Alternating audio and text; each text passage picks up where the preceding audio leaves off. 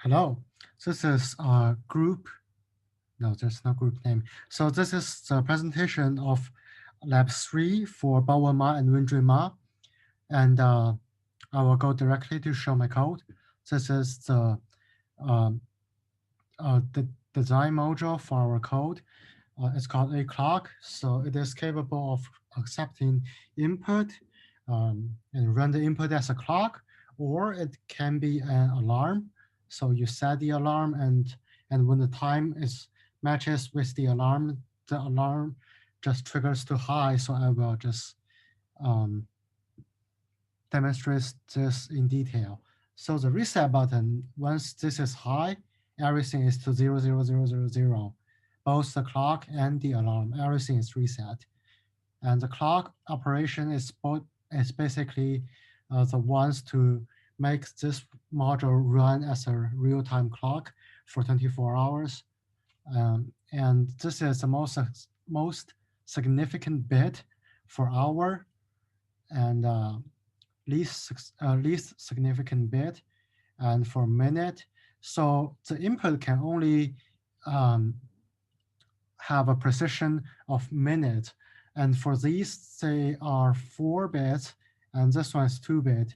So the maximum number it can represent is 2. And this one is 5 actually, because you cannot have 25 hours in a day.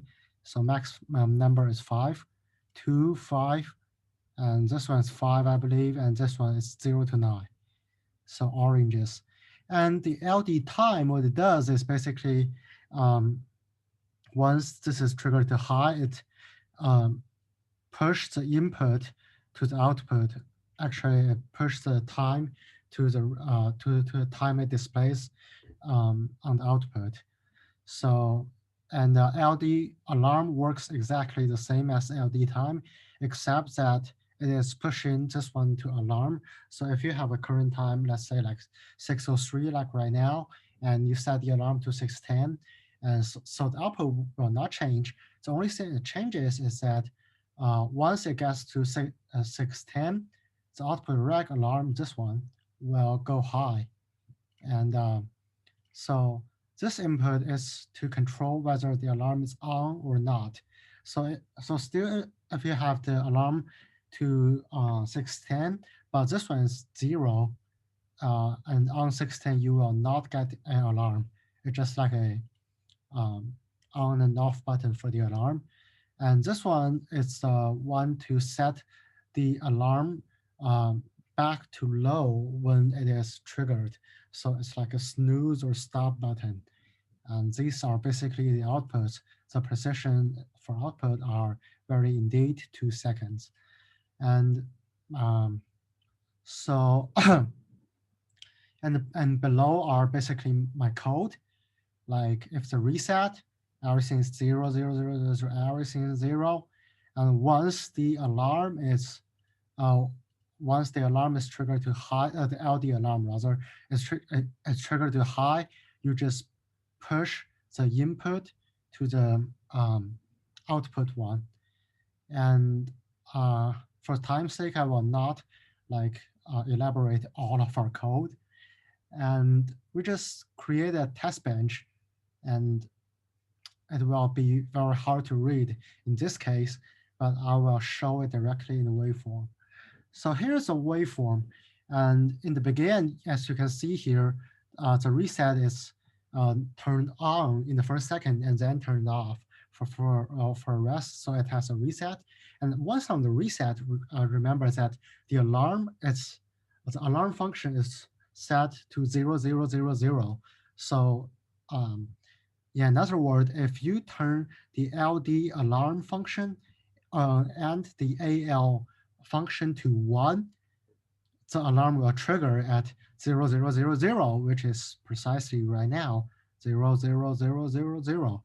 And it triggers, and the time it triggers, I will just zoom in for here. Oh, no, that's a zoom fit. Yeah, zoom in. So the time it triggers is precisely 1 minute. So after it is 0001, like 0004 rather, it will just automatically turn off because the time has passed. And I set the the LD time to 0455, no, the LD alarm routing to 0455, but it never actually reaches the 0455, like 0444. So the second time the alarm triggers is not yet to come.